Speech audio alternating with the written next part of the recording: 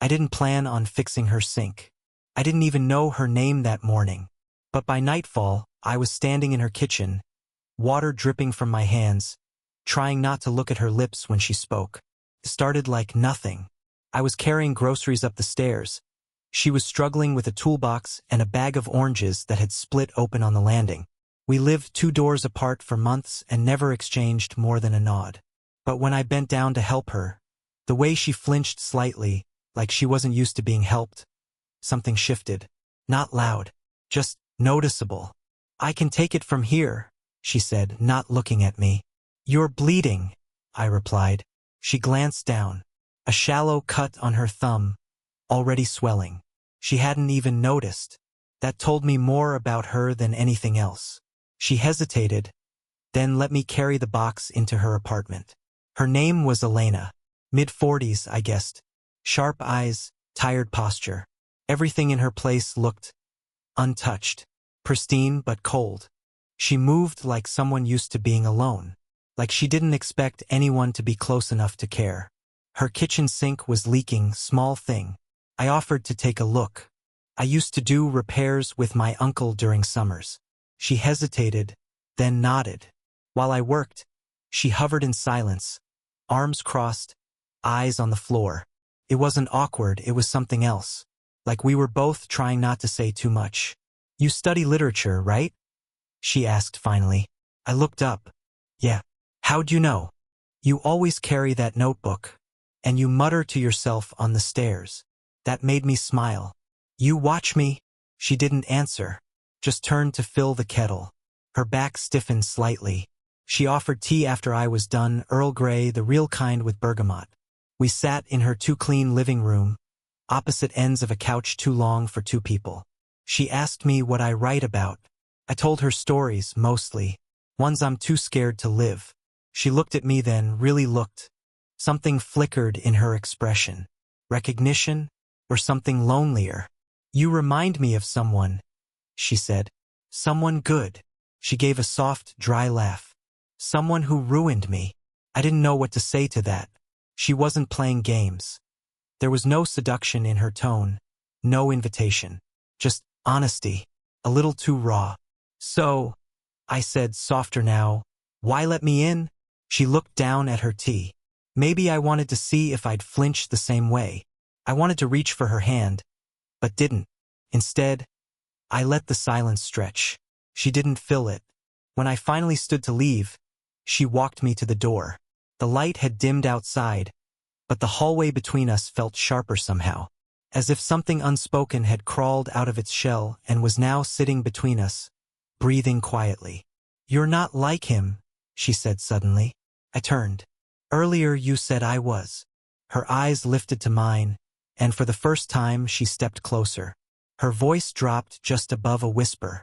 "You're just like him. When he was kind." I didn't know how to carry that weight. I only knew that she was close now, too close to be polite. Her hand brushed mine, slow, intentional. Then she said it. Quiet. Breaking. Her apartment was too quiet after she said it. "Don't go yet." The hallway light cast a soft glow against her cheekbone, and for a second, I saw the girl she must have been once, before the sharpness in her voice, before whatever turned her kindness into caution. "I shouldn't be here," I said. "I know," she replied. "But you are." She stepped aside. I hesitated, then walked back in. It wasn't the age gap that made it dangerous. Not exactly. It was the way she carried things. Like she'd already survived something messy and didn't have the energy to survive it again. Like if I got too close, I'd tip something over inside her that had been carefully reshelved. She poured more tea. Same couch, new silence. I tried not to stare when she pulled her cardigan tighter. Her hand trembled just enough for me to notice, then stilled. "You don't date, do you?" I asked before I could stop myself.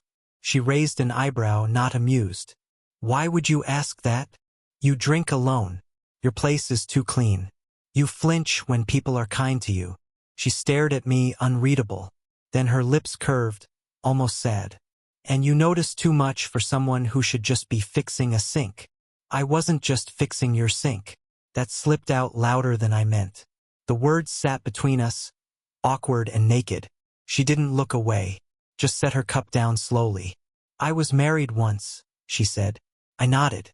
"You don't talk like someone who misses him." "I don't." A beat passed. He made me feel small, then convinced me I liked it. I exhaled slowly. She never broke eye contact, but I could feel her pulse in the air, fast and scattered. "I'm not him," I said. "I don't want to be." "No," she murmured. "You're dangerous in a different way." That hit something deep in me. I didn't want to hurt her, but I wanted to stay, more than I'd wanted anything in a while. She stood, moved past me, not dramatically, just slow, thoughtful. Her fingertips brushed the edge of the bookshelf. I caught the faint scent of sandalwood when she passed. I noticed she had a bandage now on the finger she'd cut earlier, slightly crooked. She'd done it herself, quickly, maybe impatiently. That told me more than her words ever could. "I have work in the morning," she said finally. "Right? But if you leave now, you'll think this didn't mean something." I swallowed hard. "It meant something," I said. She didn't smile, just walked over close again. Her hand found my arm, just rested there, warm, barely touching. She looked up at me, her voice a whisper. "Then why are you still standing so far away?" I should have stepped back. The way her hand stayed on my arm, just lightly, it wasn't an invitation, not exactly. It was steadier than that, like she was anchoring both of us before something shifted too far. "I'm not trying to," I started. "You are," she interrupted softly. "But you don't know what yet." I didn't argue. Couldn't. She was right. I sat back down, further than before, trying to draw a line that already felt imaginary. She stayed standing, her gaze on the dark window like she was looking out over something she'd buried long ago. "I used to love someone who looked at me the way you do," she said. "Like I was still made of possibilities." I didn't know if she meant her ex. I didn't ask. I just listened. "Did he stop looking at you that way?" I asked. She gave a quiet, bitter laugh. "No. He just stopped meaning it." She turned then, met my eyes and didn't look away. That stare, it stripped things. I wanted to hold her, not with my hands, but with words, with understanding. I wanted to tell her she still mattered. Instead, I sat frozen. She sat next to me again, this time closer. Her thigh brushed mine. My whole body tensed, not from discomfort, but from the sudden, aching awareness of how little space was left. "I shouldn't be here," I whispered again, half to myself. "Then leave," she said, voice unreadable. I didn't move. Then came the knock. A sharp, polite rap on her door. We both jumped, like reality had caught up and kicked the air out of the room. She stood quickly, pulling her sweater tighter. Her hair had fallen slightly out of place. She looked suddenly human, flushed, vulnerable. "Stay here," she said. She opened the door just enough to speak. I heard a man's voice, older, casual. Something about checking in. "Just got back? And maybe dinner sometime?" She was polite but short. I heard her decline gently, then close the door. Her expression when she returned was different. Calmer on the surface, but her hands were clenched. Her jaw set. "Neighbor," she said. "Widowed. Persistent. Jealousy isn't supposed to make sense." I had no claim on her, but I hated the idea of him seeing her like this, raw, lit by the glow of low lamplight, flushed from almost saying too much. "You okay?" I asked. "I will be." She sat again, but this time didn't keep her distance. Her head tilted toward me, just enough to brush shoulders. She didn't apologize. I could smell the tea on her breath. I could feel her fingers twitch, like she wanted to reach for something but didn't trust herself to hold it. "I've been good at pretending," she whispered. "I pretend so well, I forget what I'm missing." I turned toward her slowly, deliberately. "Tell me to leave," I said. "And I will." She looked up. Her lips parted, but nothing came out. And in the silence between us, I stopped pretending too. There's a moment right before something irreversible, where time holds its breath. That's what it felt like. We were still, too still. Her shoulder against mine, her fingers grazing the seam of the cushion between us. not quite touching me again. My pulse wouldn't slow. She was looking ahead, not at me, but I could feel her attention on the verge of breaking. I should have stood up. I should have said good night. I didn't. You said I was dangerous, I said quietly. Why? She turned her head just enough for me to see her eyes. They weren't guarded anymore. Because I don't want to be known by you, she said. But I already am. That hit hard. She wasn't afraid of me touching her. She was afraid of being seen all the way through with nothing left to edit. I never asked for this, she added, almost bitter. You think I did? I replied. I wasn't looking for a woman who flinches when people care about her. I wasn't trying to want someone who looks at me like I scare her and save her at the same time. I regretted it the second it left my mouth. Too honest, too fast. But she didn't flinch. She just closed her eyes. Her voice dropped. You remind me of how I used to be. Before I learned to pretend I didn't feel anything. There it was, bare, sharp, real. She finally looked at me. I hate that I want you to stay, she whispered. Because I don't trust what I'd do if you did. I stared at her. At the faint scar beneath her left eyebrow. At the way her breath caught mid-sentence. At how the space between us had disappeared without us moving. I shouldn't want this, I said. But I do. And it's not about fixing your sink. Or saving you. Her eyes didn't waver. Then what is it? It's you, I said. Even the parts you hide. I reached out, not boldly, not desperately. Just enough. My hand brushed her wrist, and she let it stay there. No words. Just skin on skin, two pulses racing in the same beat. She leaned forward a fraction. I did the same. If a phone had rung or a clock ticked too loudly, maybe it would have broken the moment. But the world was still. Then she said it soft, but not unsure. If you touch me, we don't go back. I didn't answer. I just looked at her. And for a long, impossible second, we didn't move. Suspended between the lives we'd built to protect ourselves. And the ache of wanting something truer. Her breath hitched. My hand tightened just barely. And then nothing. Just that silence. So loud. It felt like a question neither of us knew how to answer. The silence should have broken with a kiss. Or a confession. Or something final. Instead, it shattered with a name. Matthew. She said it like it hurt to say. Like it hadn't passed her lips in years. I blinked. What? She pulled her hand back slowly. Not out of anger. Out of something older. Heavier. My son's name was Matthew, she said. He would have been your age now. The air changed. Thickened. My mouth opened, but nothing came out. I didn't tell you, she said. Because I didn't want you to look at me like this. Like I'm made of grief. Her eyes were glassy. But she wasn't crying. Not yet. She was holding it together in that quiet, terrifying way people do when they've had too much practice. He died when he was 19, she continued, voice low. Car accident. He left the house angry that day. We'd fought. I told him he was selfish. He told me I never really saw him. She looked at me then. And then, I saw you. Couldn't breathe right. I felt like I'd stumbled into a memory I didn't belong in. I'm not him, I said softly. I know, she whispered. But sometimes, when you look at me, I forget that. I wanted to say something. To give her peace. To undo the guilt stitched into her words. But it felt like anything I said would be too small. And then it hit me. You've been pulling away, I said, realizing it in real time. Not because of the age gap, or what people would think. You've been scared I'd become him. Or worse, that I wouldn't. Her lip trembled. I was scared, she said. That maybe I wanted to rewrite something, or unruin it. And me? I asked. What was I? She hesitated. At first, coincidence. Then, something I couldn't stop watching.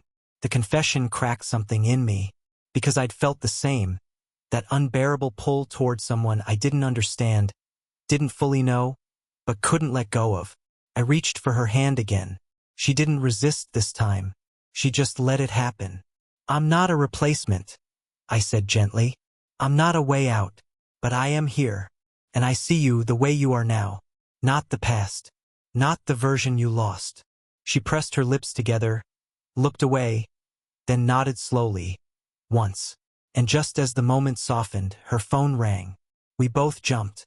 She pulled it from the table, glanced at the screen, and let out the smallest, sharpest breath. "It's my ex-husband," she said.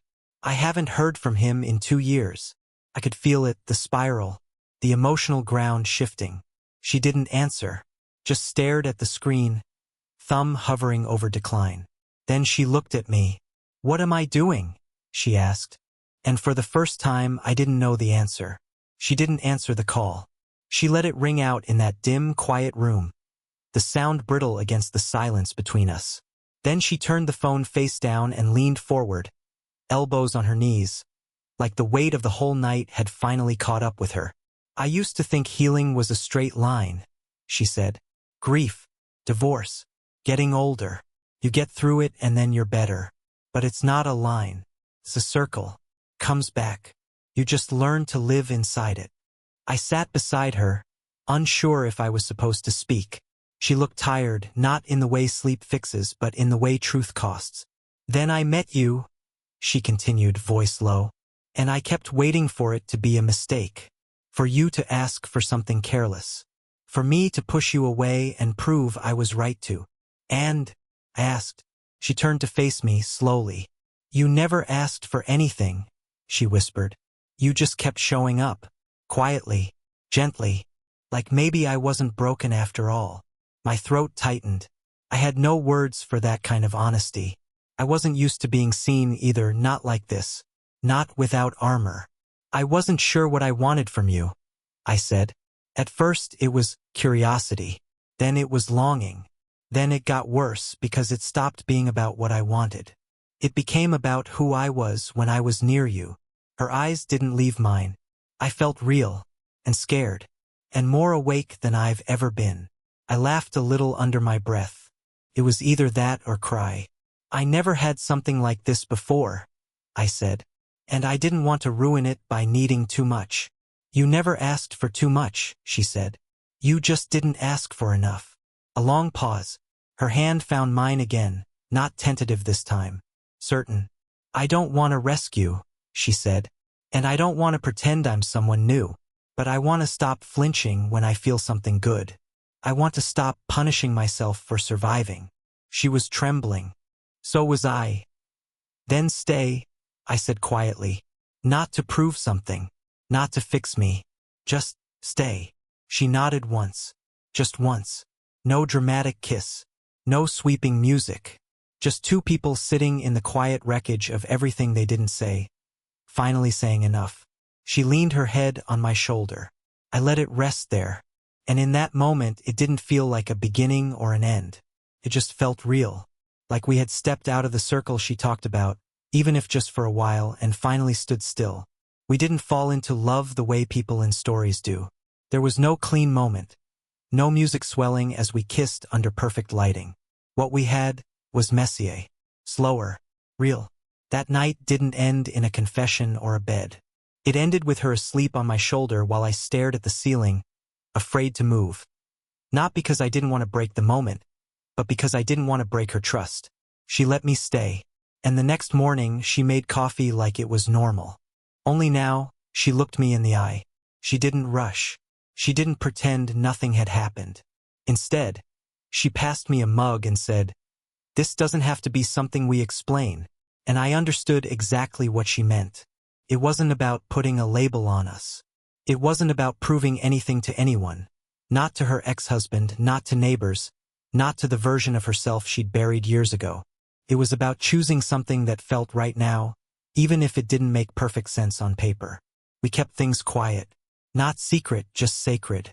Over time, the ghosts got quieter. She stopped pulling away when I touched her. I stopped trying to be what I thought she needed and just became someone she could lean on. We didn't erase the age gap. We just made room for it. She let me read the old journals she kept, the ones where she'd written letters to her son, long after he was gone. I never asked to, but one day she just handed one over, eyes a little glassy, and said, "If you're going to see me, see all of me." I did. I saw the parts that hurt, the parts that healed, and the quiet strength in the middle of all of it. And slowly, she began to see me too. Not just as someone younger, but as someone whole. Someone who wasn't trying to fix her. Just hold space beside her. We still have moments where she goes quiet for too long. Where I overthink, worry I've said too much. But now we talk. We sit in the same room even when we're silent. We don't run. It's not a fairy tale. It's better. It's two flawed people choosing each other over fear, over the past, over every reason why they shouldn't work. And maybe that's what love really is. Not perfect, not planned, just honest and earned. Did you enjoy the story? Was the emotional slow burn worth it? If you'd like more stories like this, about unexpected love, second chances, and the quiet connections that change everything, let me know in the comments. What kind of stories would you like to hear next? A secret love that spans years? Two people reconnecting after a lifetime apart? A quiet romance between strangers that never quite goes away? Drop your ideas, and thank you for feeling this one with me. See you in the next story. Red Heart.